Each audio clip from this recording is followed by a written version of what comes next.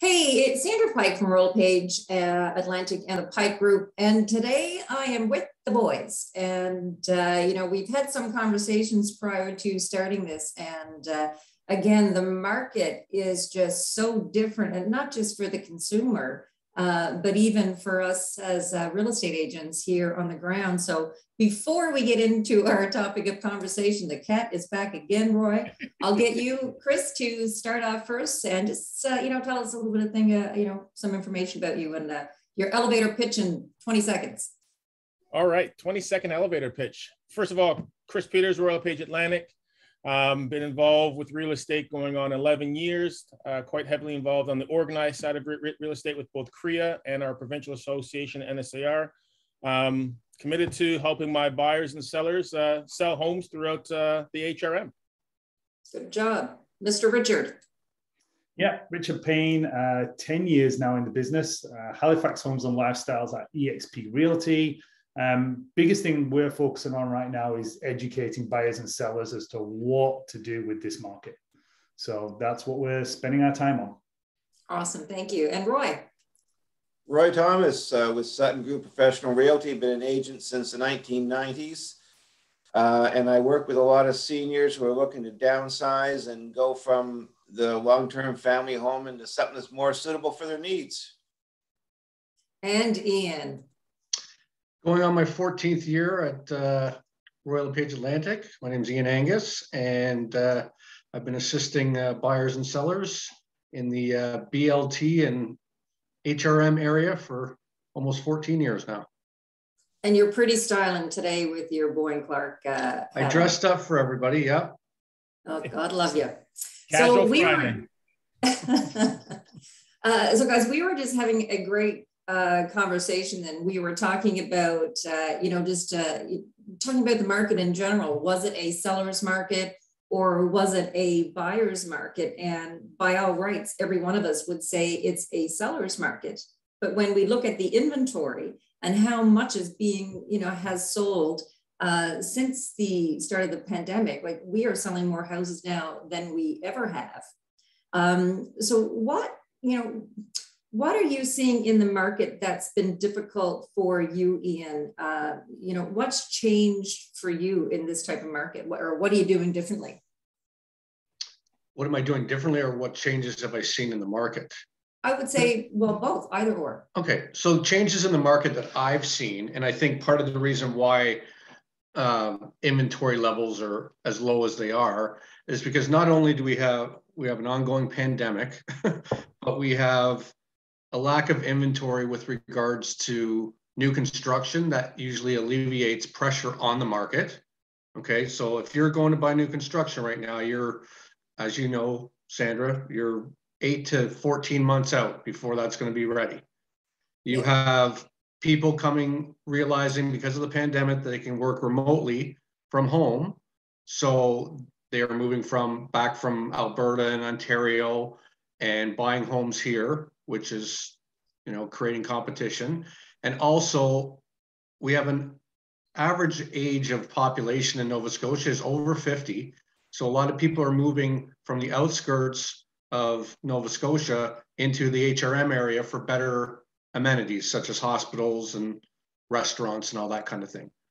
Not Absolutely. To mention we have people from the States coming up where their dollar goes 30% better.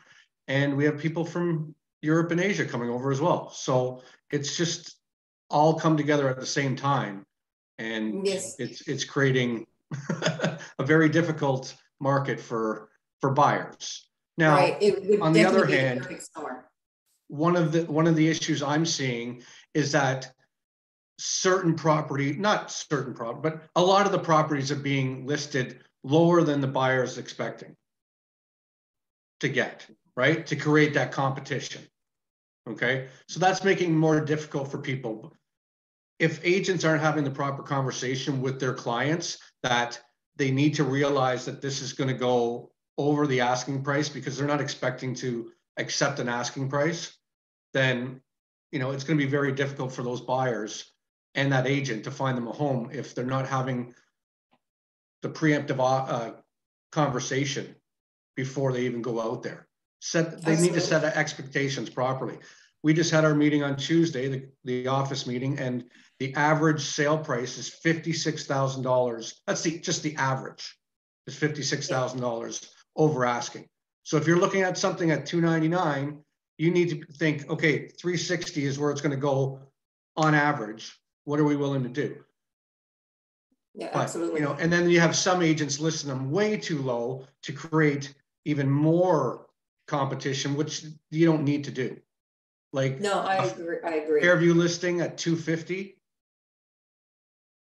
60 offers. Well, that's why you have 60 offers, because 20 of those offers weren't educated properly by their agents to say, there's no way you're going to get this at 250 to 300 or even to 350.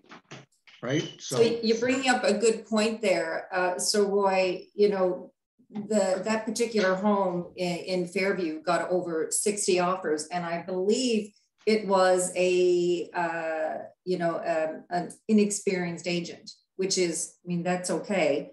But what would you say, I mean, about the industry now? And there has been an influx since the pandemic. You know, have you seen, you know, that in your office or in the industry? Well, about see, I'm not stating that the listing agent was inexperienced. I have no idea. I want to talk about the buyer agents as well. Right, the buyer's agents need to have the conversations with their, and not just new agents. It's every age of agents. They can be in 25 years, 30 years, whatever. They all need to have the proper conversation. It's like the discussion we had the other day regarding preemptive offers.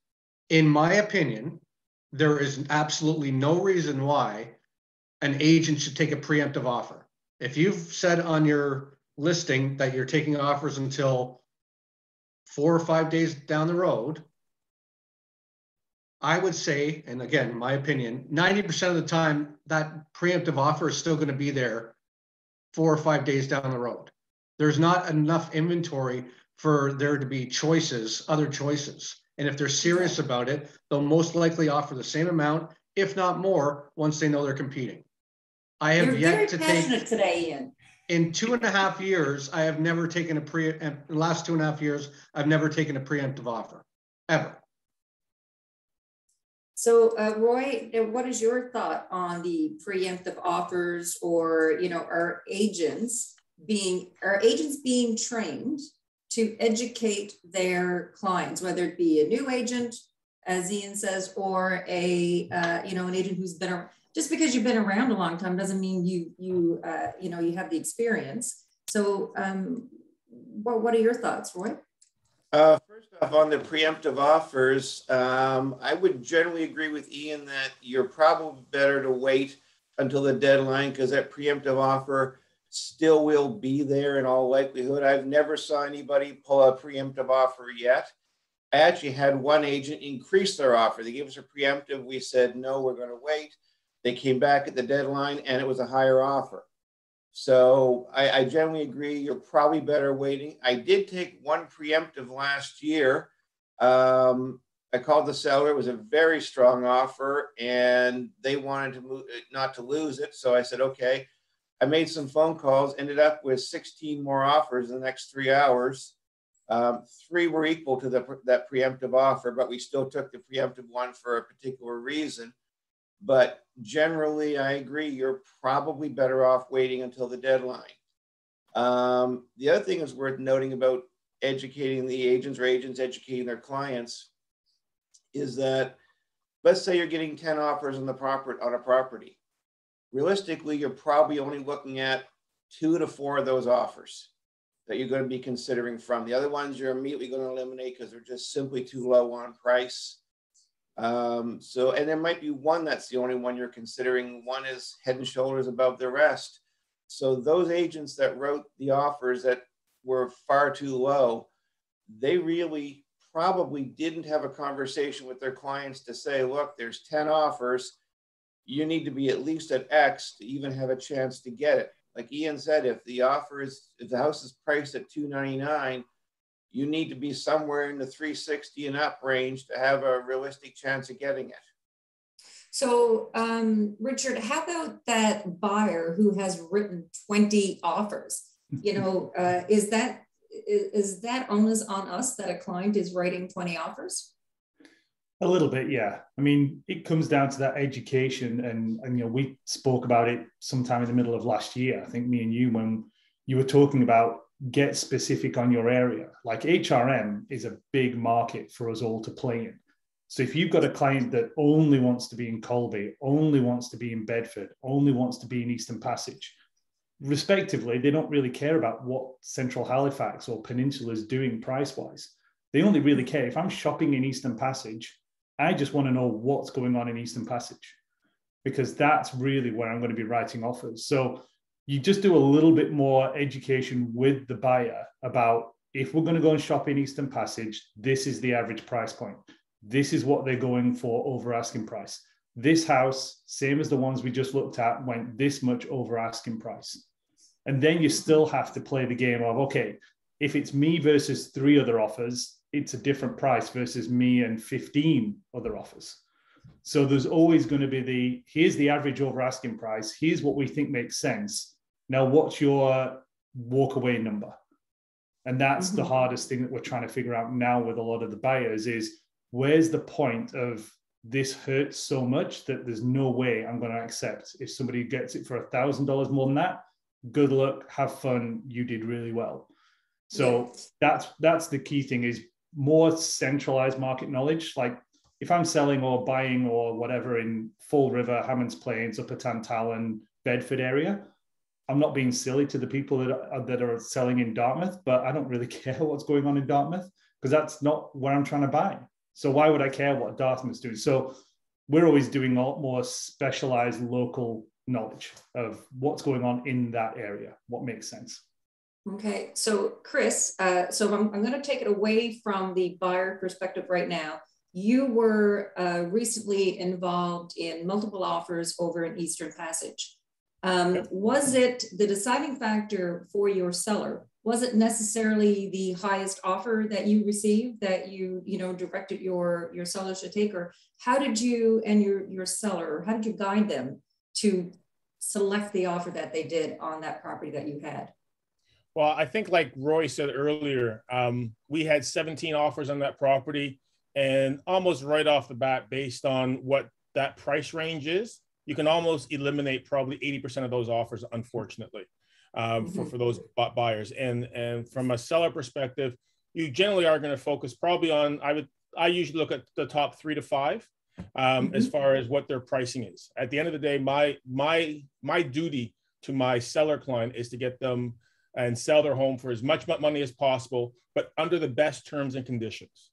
So I want to ensure that that those terms and conditions with regards to how quickly are they looking to close, how strong are they financially with regards to what they're looking for and putting down as a deposit. So if I have 2 offers that are fairly similar, but one has a $20,000 deposit and one has a $2,000 deposit, well, that $20,000 deposit shows me and my clients that buyer has a lot more financial security as well as serious tied interest in this property. Yeah, if they were to walk away, they get that back. But the fact that they're willing to tie up 20 grand and can produce that within a couple of days of acceptance, it shows a much stronger commitment to their offer and to their property. I agree. So, and then, oh, sorry, go ahead, Chris. So, and then a lot of times it's going to come down to what the price point is. If there's a couple of $1,000 difference, then yeah, they're going to look a lot more at the various conditions. If there's tens of thousands of dollars of difference, most sellers aren't going to walk away with that much money left on the table. So when you're seeing significant price differences, then a seller is usually going to lean towards a home that is offering them the most money, if not the soonest closing period, because that means that lessens what their carrying costs are for closing earlier than later. And Ian, so, there was an agent in our office, they had received 44 offers on a property. I know at some points, there was talk about blind bidding. What are your thoughts about how the competition here is in Halifax right now with the homes? Like, do you think there should be a different form of how people should be notified of the offers, or should it be more transparent? No, I've liked the way it is right now. I don't think we need to go to, I know they've been talking about going towards a system similar to what's going on in Australia, where you have an auction type system. I don't think that's the way to go. I understand buyers' concerns when they're, they realize, well, they don't typically find out, but if they have bid 30 grand over the next highest bidder, they don't know that, right? Yeah. So, and that's the concern that people are having. Yes, okay, I won the house, but did I have to go that high? Yes, right? Of course. I think in the auction system, and I've watched some shows and watched these actual auctions take place. They're standing in front of the house and people are bidding on it and stuff like that. I guess I'm used to the system that we have so much that I can't see how that would work here. Especially with our population too, right? Yeah, no, I agree. Now, I would just want to make one point about what Chris was talking about too.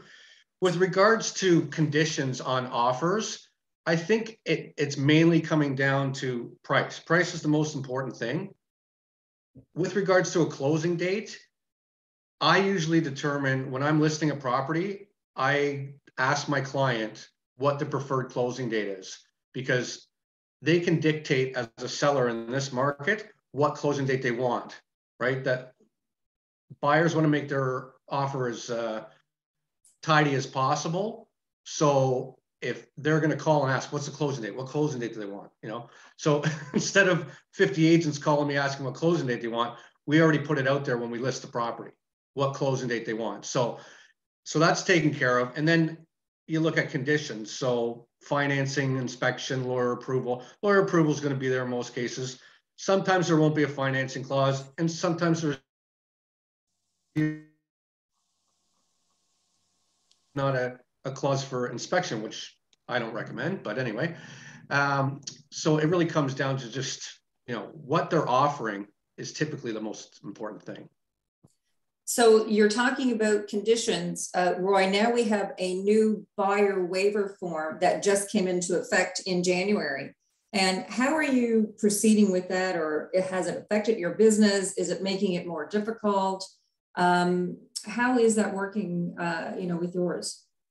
I think it's first off, I'm counseling the sellers that until we get the 408, this deal is not done. That's what you need. Same with the buyers. Until you're willing to send that 408 over, you don't have a deal. But it's got some interesting things in there. For example, if you represent the seller and the buyer did a building inspection and found some issues, and let's say they asked the seller for a $3,000 concession, the seller agreed to the $3,000 concession, typically that would firm up the inspection clause. Now, technically it doesn't, because it still has to be the buyer sending over the 408. So technically the buyer could still raise an issue on the inspection after even you've agreed to it. Unlikely, but it could. So it's basically, you got to wait to get that form, and hopefully they don't send it over late. So we just had... Sorry, Sandra. I would say I think part of it though is how you write that clause in. So even in the 408, you can include that condition of the $3,000 related to the home inspection, and also clearly state that all conditions have been satisfied. I think it's a matter of the various languages that we use, because that 408, it's an open form. So you can put multiple things in there to satisfy all conditions from the buyers. What's your opinion of this, Richard? We received an offer on one of our properties the other day, and the buyer agent had struck out clause 408, which is the buyer waiver. They took it out completely. And didn't we get so they still had their lawyer review, And we ended up getting an amendment yesterday evening extending that lawyer review for another 24 hours. So, is that something that, my agent should have noticed that the buyer waiver was struck out, or should an agent be allowed to strike out that waiver? It's when you look at the forms, like condition 4 is all of your conditions. So financing, inspection, insurance, conditional of you reviewing information you've asked for the seller to provide. So 24 months of power history, taxes, whatever you ask for in section 3 is also a condition in section 4, plus the other stuff.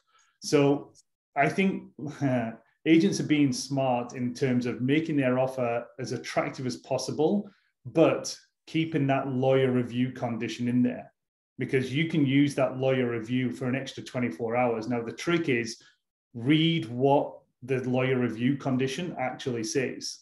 It doesn't say anything about the fact that the lawyer is there to review the property information. So what's actually registered on title, restrictive covenants, easements, rights of way. It's also to review the actual offer. So arguably, is the lawyer taking an extra 24 hours just to look at the agreement and make sure it's in his client's best interest?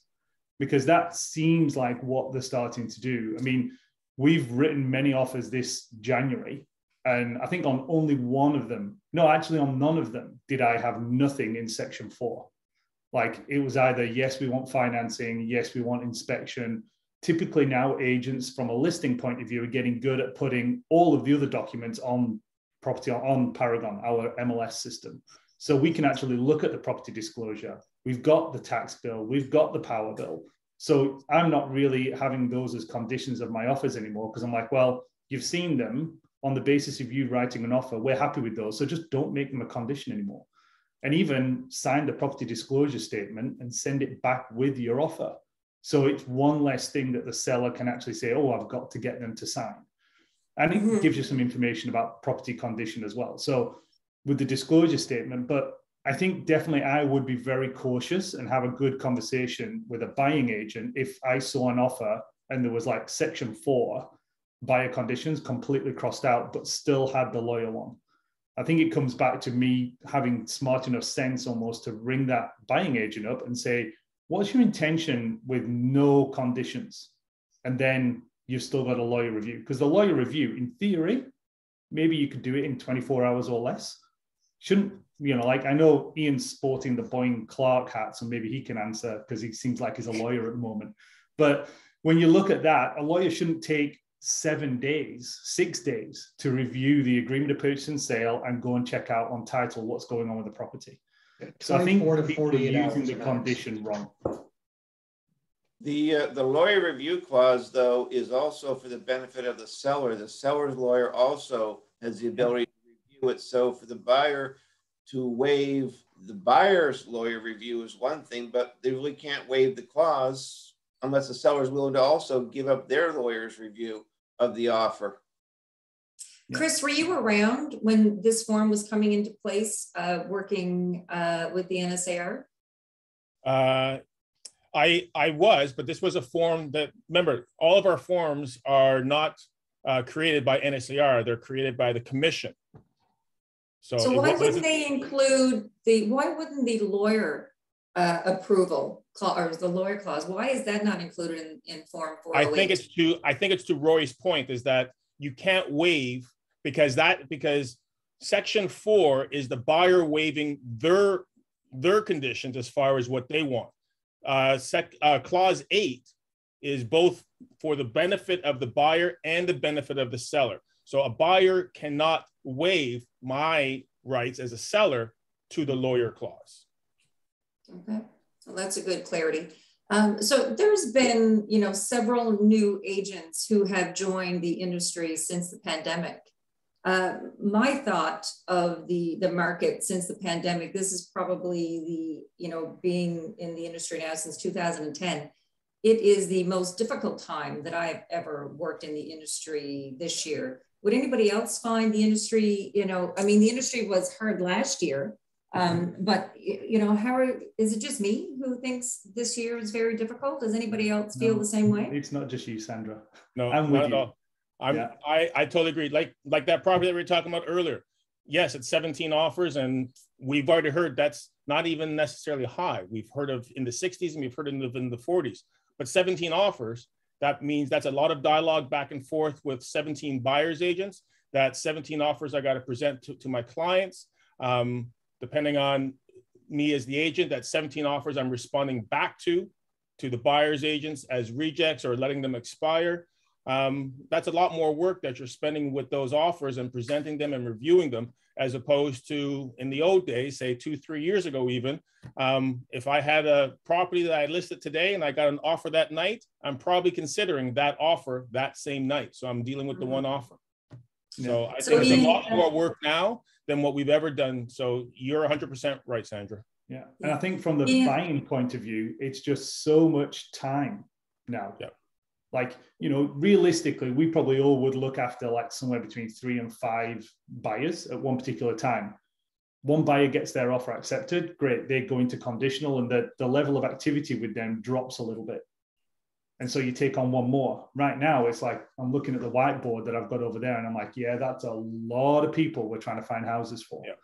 Yeah, so same here. Ian, you've been around. Well. Oh yeah, no, I'm with you. Ian, you've been around a long time. What is one great attribute that you've seen when you've been working with buyer agents that you feel the consumer should consider when they are, selecting a buyer agent to help them purchase a home? Like, what is something that really stands out, that really impresses you when you're working with buyer agents? Well, I mean, knowledge of the area, I think, is a key component for finding a buyer's agent. Someone that knows the area well isn't going to create a big issue by arguing the fact that this house should be listed at this price and it's way overpriced or it's underpriced or whatever. Knowledge of the area, and then my personal opinion with a buyer's agent is that they check the listing cut. Every agent should be doing this, checking the listing cut properly, checking the documents tab, instructions to members, all that kind of stuff. Because most of the I'm not speaking for every agent, but I provide all the information my client has provided me in the documents tab or instructions to members. So what the closing date they want, what the tax bill is, what the heating cost is, like it's all there. But I still end up getting 10 to 20 calls asking me questions about information that's still there. Yeah, so I agree with that. And Richard Payne made the comment earlier, like how many agents from the listing side are putting those documents up in Paragon. So if I've got the PDS, I've got the tax bill there, I've got the survey there, I've got the restrictive covenant, I've got pretty much every document there that you need that would satisfy clause 3, the seller's obligations. Why are you taking them all off in clause 3 and then still taking them off as buyer's conditions? I've already provided you with them. You should review them. So like Ian's right, like you need to have a good educated buyer's agent that knows what they're looking for, knows the area, knows where to get the materials, and is smart enough to make that offer clean. Yeah, I'm the same way. I mean, we've become very detailed with our listings, but I love getting an offer in from an agent, and the paperwork is filled out properly, and they paid attention. They looked at the details, and I mean, you guys know that I had a call from an agent, wanting to know if the air conditioning gave cool air. I want competent agents because when I see a competent agent on the other side, I am more, especially if their offer was, say, within like $1,000 of another agent that I don't know and their offer was sloppy. I want to work with that competent agent who, again, has checked the details, has everything listed there, and doesn't matter if they're new or not. It's just, I feel that competency is really important when you're sending your offers in. And Roy, you see anything different to that? Yeah, my answer to that question would be experience. using an agent that's got experience, not necessarily just in the area that you want to buy, but that certainly is helpful, but just general experience, because you're right, when it comes down to an offer, some of them are so poorly written, you cringe if you have to take them. I've seen me do a counteroffer, full page counteroffer, just fixing problems and mistakes in the offers. Not so much in this market, but I had one time give me an offer that was completely unenforceable. The buyer could have until day of closing and walked away, and we had to give them the deposit back. Wow.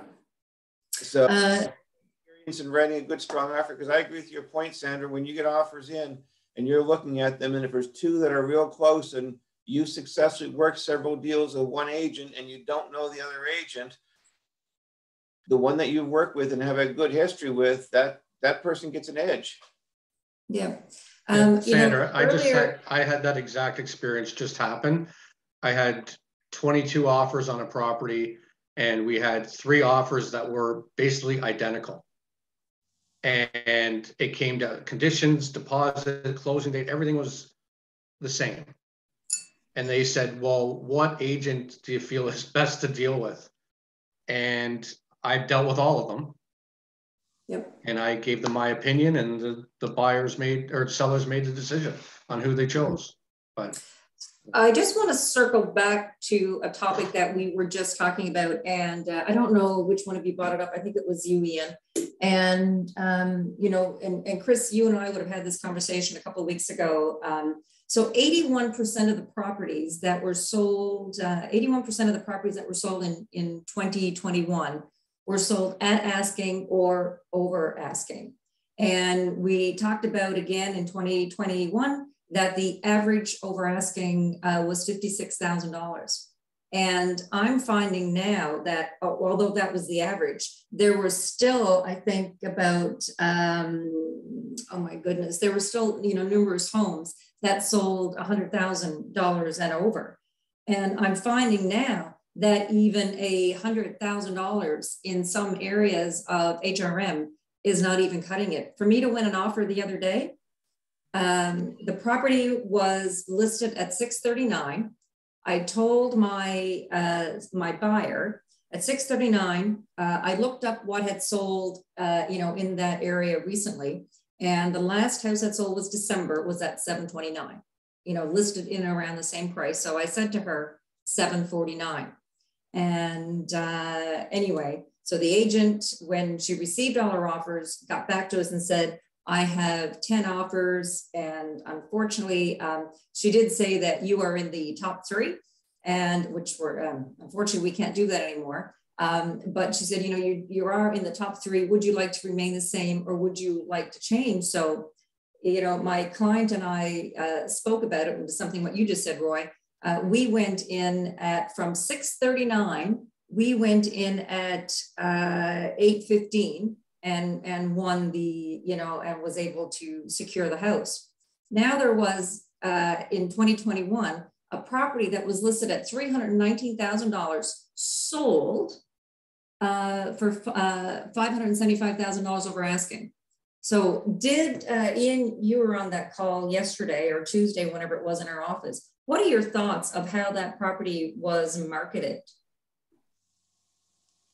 well, I think I'm back to my point I made earlier in our conversation, is that I think some properties are being misrepresented, or maybe that's not the right word for it, but I think some agents are listing it far too low to create competition, and it's just far too much competition.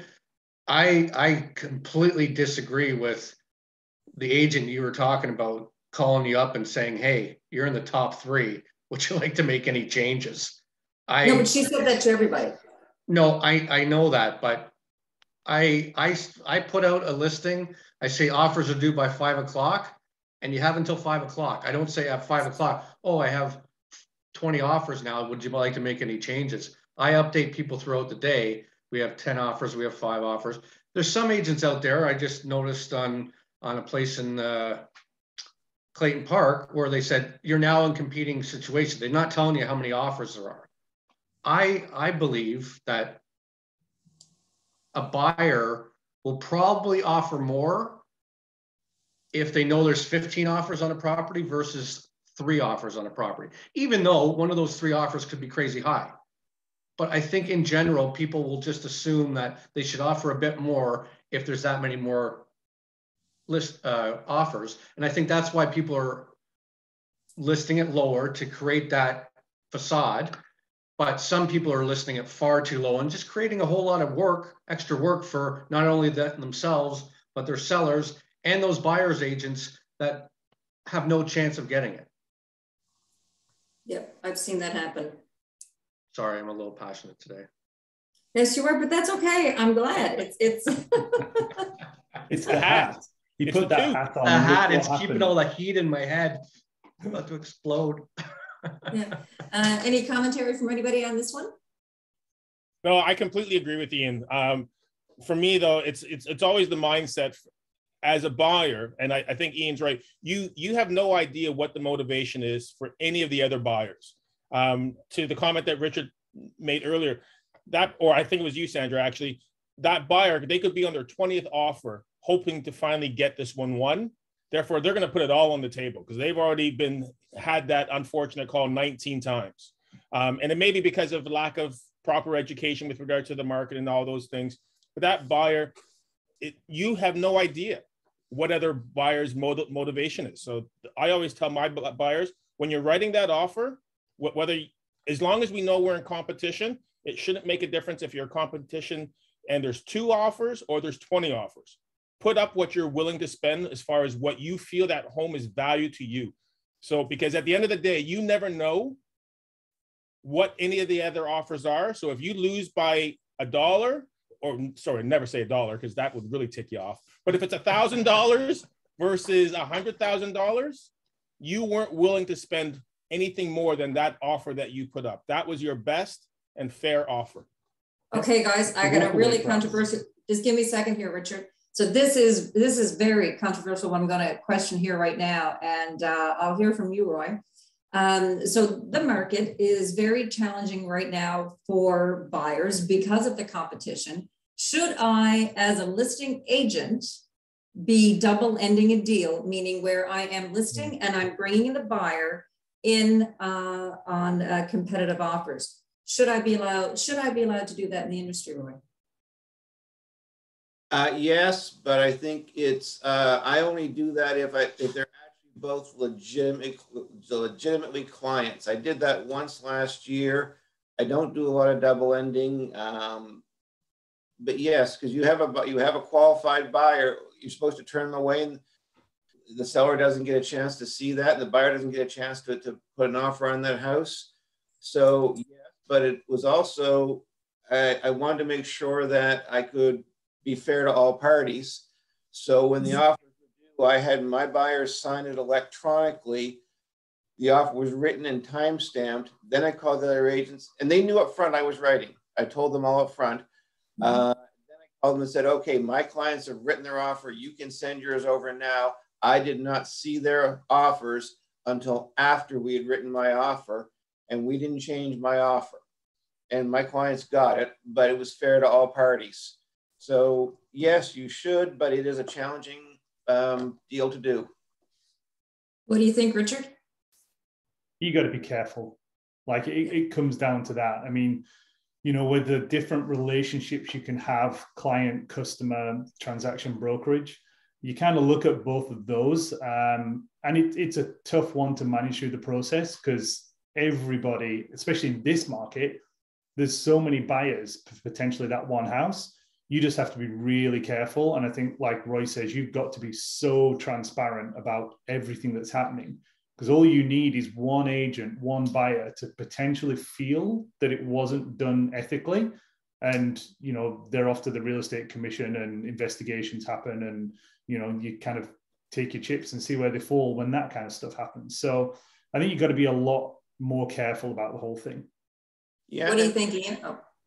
Well, Richard brought up a good point. You need to be ethical, right? I would double end every single listing that I have if I could. Simply because I know I'm going to be ethical. And if anyone does complain about it, I'm going to have things time-stamped. I'm going to have emails going back and forth, all the information to warrant the fact that this was all on the up and up. I'm not taking an offer 5 minutes before the deadline from one of my buyers. And as Richard also said, I think it was Richard who said it, that I let people know without them even asking me if they're competing, if I have a competing offer in play. I let them know, I say, by the way, you're competing. I don't have an offer in play, or I do. And how about you, Chris?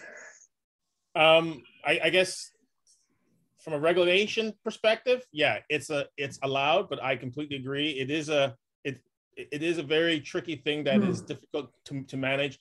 I think one of the things that we have to remember is that our industry also comes down to the perception, both within your industry colleagues as well as to the public. But I think, and it goes back to some of the points that you made at the very beginning, is how much education are we giving to our buyers? Well, if you're double ending it and you're representing the seller as a client and you're representing the buyer as a customer, well, you're not giving that buyer any education because you're not allowed to, because that education is advice. And you are not permitted to provide advice to someone who's a customer.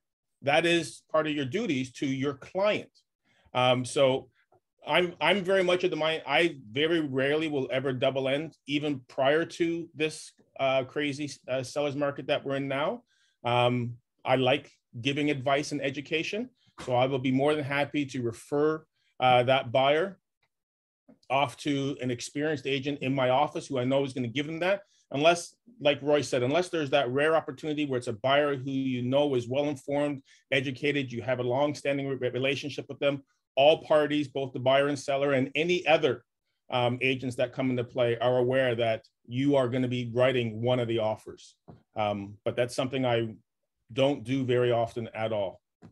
Yeah, nor do I. What I said there last year when I did that, the buyers, I dealt with them previously. I've been dealing with their family for 20 years with multiple different members of their family. The seller had been a long-term client of mine. I dealt with them a few times before. And I did actually have two members of the general public who inquired on the property, were very interested in seeing it. And I just gave them both away to other agents in my office because I didn't want to put myself in a situation where they wanted to write. I'm writing for a client and I'm writing for a customer. There's no way I was going to do that. So I just gave those two buyers away, and I told them right up front why, and I gave them to two different agents in my office. Neither one ended up writing. One came close, but yeah, you're right. It is not just being ethical, but also having the perception of being ethical. Yeah, absolutely. Well, guys, thank you so much for your time today. Certainly a lot of hot topics. Have a great day. Okay, thanks, take Sandra. care. Have a great day.